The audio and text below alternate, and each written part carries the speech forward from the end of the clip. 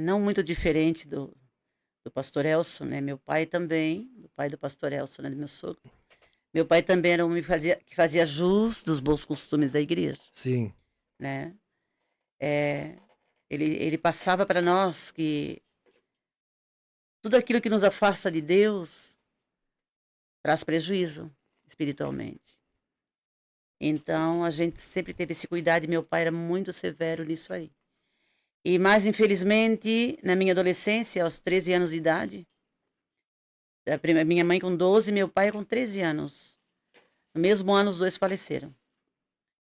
E, diferente um pouco do pastor Elcio, eu não sei porquê, se foi porque eu tinha um compromisso com o púlpito já desde muito criança.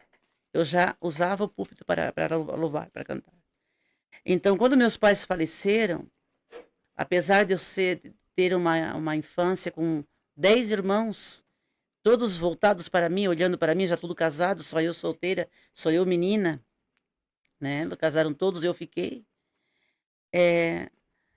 Eu senti aquela necessidade de me aproximar muito de Deus.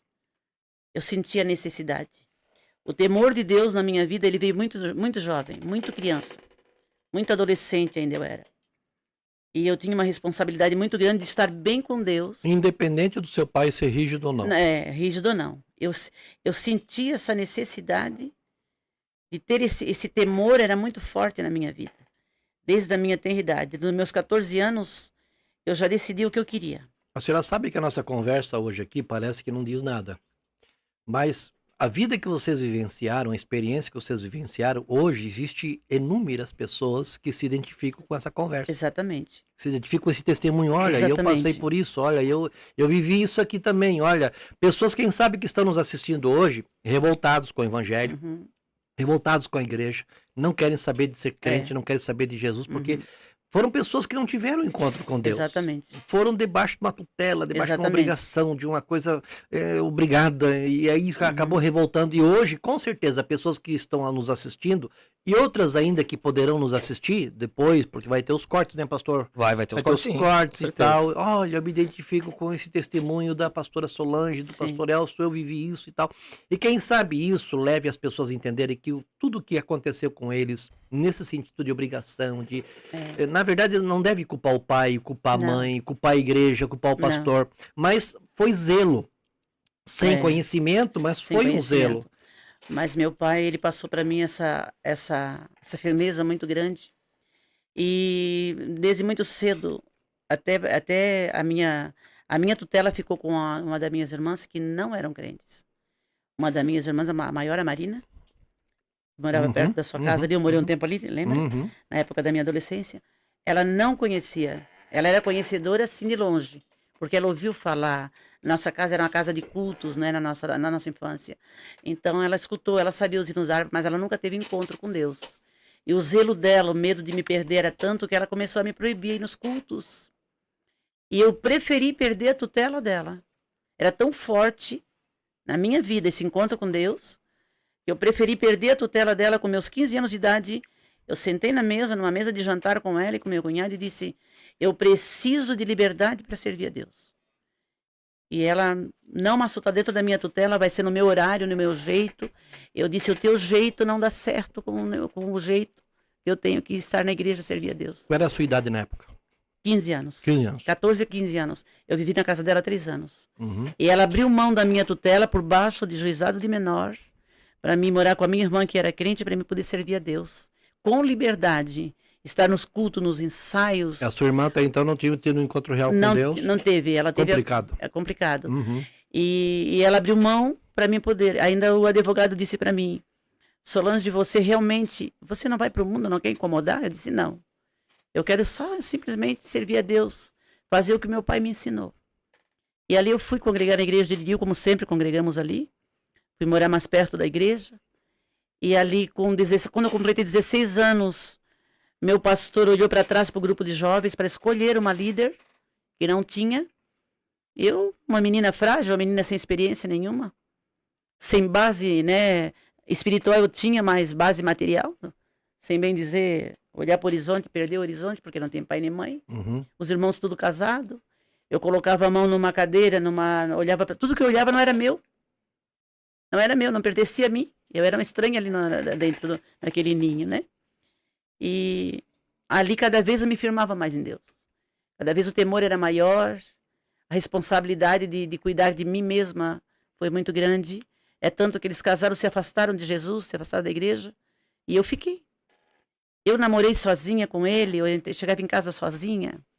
E era tão forte na minha vida, pastor, que esse encontro com Deus, eu tive muito criança ainda, quando eu recebi o batismo com o Espírito Santo, numa campanha na igreja de Iririú. Você recebeu o batismo com o Espírito Santo? Recebi o batismo com o Espírito Santo na com a minha evidência infância. de falar em mistério? Em mistérios, e assim, a presença de Deus era tão real na minha vida que eu ia louvar, cada louvor que eu louvava com a igreja chorava junto, a igreja se alegrava. Eu não entendia tudo aquilo. Uhum. Eu era muito criança. Uhum. Eu me lembro que eu fui convidada aos 14 anos para ir na igreja de Onitápolis cantar num congresso de jovens. E eu estava cantando e a glória tomou conta do ambiente e não teve pregação.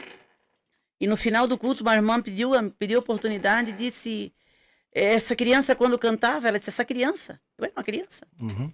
Quando ela cantava, eu não conheço ela. E quando ela cantava, tinha um anjo muito grande atrás dela, as mãos levantadas e protegendo. Uhum. E tudo isso me fazia cada vez chegar mais perto de Deus.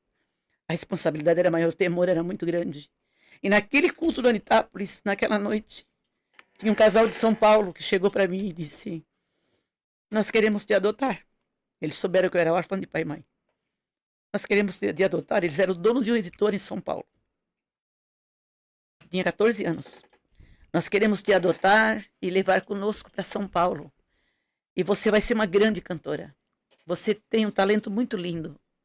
E a amiga que estava comigo, e que nós cantávamos em dupla também, a Lourdes, ela disse: não, Solange, tu não vai. E começou a chorar.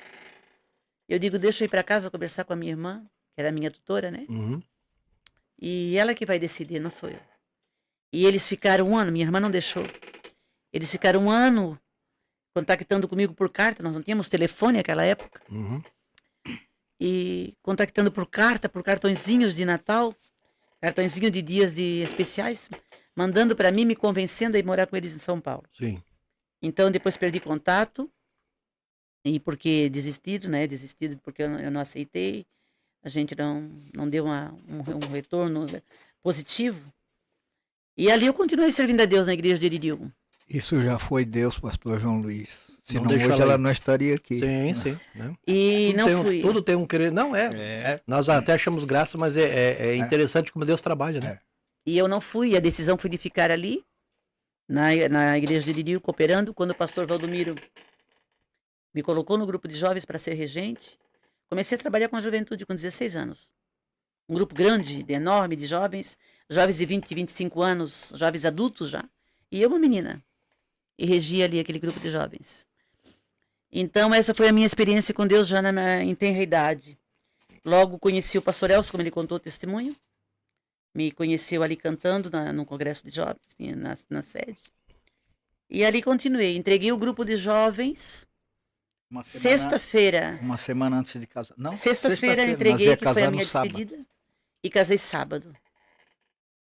Eu nunca me esqueço da palavra do pastor Valdomiro Silva quando casou. Eu ia embora para o bairro Nova Brasília, que a nossa casa de aluguel era lá. Ele disse: nós não estamos perdendo uma moça na igreja do Iririú, nós estamos perdendo um soldado.